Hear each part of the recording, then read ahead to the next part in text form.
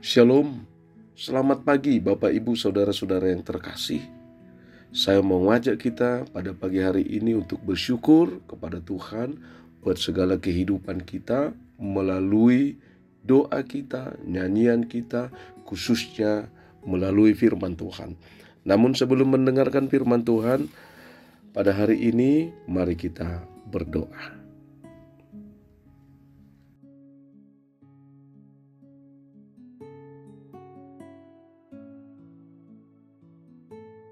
Amin.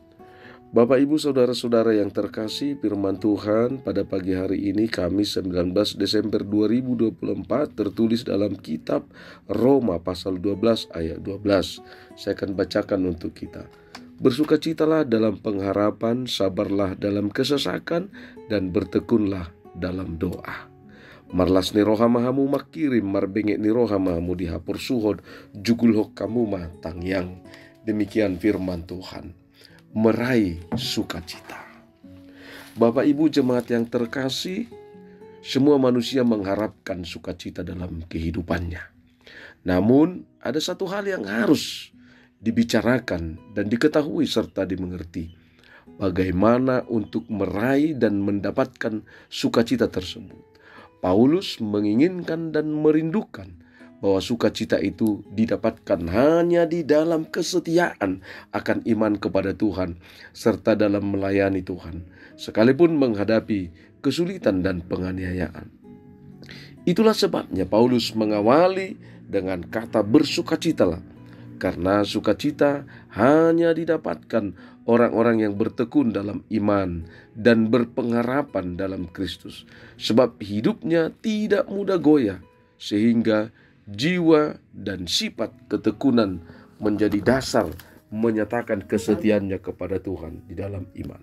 Jemaat yang terkasih, sebelum kita melakukan segala kegiatan dan aktivitas kita, satu hal yang penting menjadi bagian dari kehidupan di setiap orang Kristen, supaya kita memiliki sukacita, kita harus bertekun dalam doa. Artinya terus berdoa atau setia berdoa. Paulus mengatakan tetaplah berdoa atau berdoalah tanpa henti. Di sisi lain, Martin Luther juga berkata bahwa doa adalah napas orang Kristen. Itu sebabnya kita dihimbau bahwa berdoa itu harus dilakukan secara tekun. Kita harus membedakan orang yang bertekun berdoa dan orang yang biasa dan mau berdoa begitu saja. Apakah kita sudah layak disebut orang Kristen yang bertekun berdoa? Berdoa dengan bertekun akan menyadarkan kita tentang kesetiaan kita kepada Allah. Karena perlu kita waspadai pola berdoa yang tidak layak disebut sebagai orang yang bertekun dalam doa. Misalnya, ada banyak dari antara kita berdoa hanya pada saat krisis menghampiri hidupnya.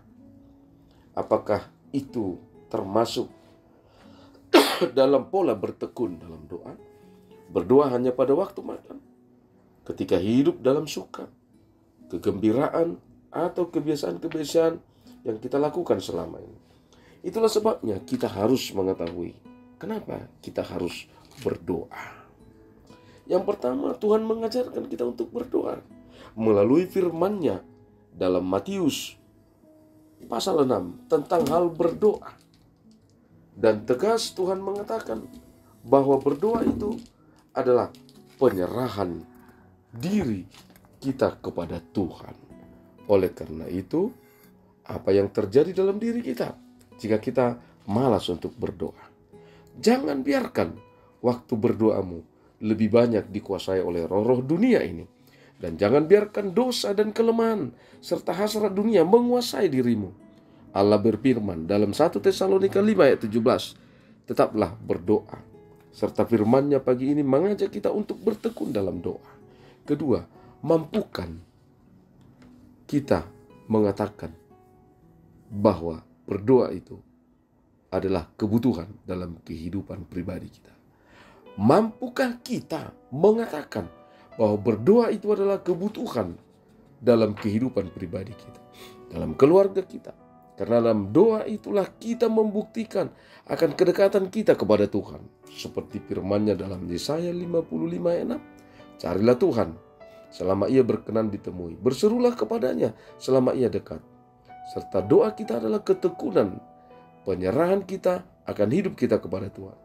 Berjaga-jagalah dan berdoalah supaya kamu jangan jatuh ke dalam pencobaan. Roh memang penurut tetapi daging lemah. Itulah yang ditekankan oleh firman Tuhan dalam Matius 26 ayat 40 sampai dengan 41. Dan berdoa yang tekun adalah bukti penyerahan diri kita yang penuh kepada Tuhan. Sebab firman-Nya mengingatkan kita, janganlah hendaknya kamu khawatir tentang apapun juga, tetapi nyatakanlah dalam segala hal keinginanmu kepada Allah dalam doa, permohonan, dan ucapan syukur. Ketiga, karena Allah bertindak ketika kita berdoa. Allah dapat melakukan banyak hal saat kita berdoa. Allah telah memberikan yang terbaik saat kita menyampaikan permohonan kita kepadanya. Bahkan sebelum kita meminta pun kepada Allah, Dia telah menyediakan segala sesuatu yang kita butuhkan. Allah bertindak saat kita berdoa, memberi keyakinan bahwa Allah sanggup melakukan segala sesuatu saat mempercayainya dan memohon segala kebutuhan kita melalui doa-doa kita kepadanya. Karena itu, bertekunlah dalam doa, maka Allah akan bertindak bagi kita. Bapak, Ibu, Saudara-saudara yang terkasih, dengan tekun berdoa, maka kita akan semakin dekat kepada Tuhan, akan selalu setia berjalan dalam kebenaran Tuhan, dan kita tetap mendapatkan kekuatan serta berkat dalam kehidupan kita. Berdoa dengan bertekun itu berarti kita melalui, atau itu berarti kita selalu mempersenjatakan diri kita dengan senjata rohani. Ingat, ketekunan berdoa adalah bukti kualitas imanmu. Amin. Kita berdoa. Syukur bagimu Allah Bapa yang bertata dalam kerajaan sorga, atas kasih setiamu pada pagi hari ini yang tetap membimbing dan tetap memberikan kepada kami Tuhan nasihat firman-Mu yang tumbuh dan berbuah dalam kehidupan kami. Dan mengingatkan kami Tuhan kalau pada pagi hari ini melalui doa kami, itu adalah bukti iman kami yang setia dan percaya pada Tuhan. Terima kasih Tuhan, melalui doa ini kami memohon Tuhan, berkati setiap hamba-Mu, berkati setiap pelayanan kami di tengah-tengah gereja-Mu. Berkati Tuhan segala program-program gereja-Mu. Biarlah Tuhan yang senantiasa menyertai kehidupan kami. Dengarlah doa kami ini yang kami panjatkan hanya dalam nama anak-Mu Tuhan Yesus Kristus Juru Selamat kami. Anugerah Tuhan kita, kasih setia Allah Bapa, persekutuan Roh Kudus memberkati kita. Amin. Bapak, Ibu, Saudara-saudara yang terkasih, kami atas nama seluruh pelayan mengucapkan selamat beraktivitas. Ingat, jangan lupa untuk berdoa. Oras.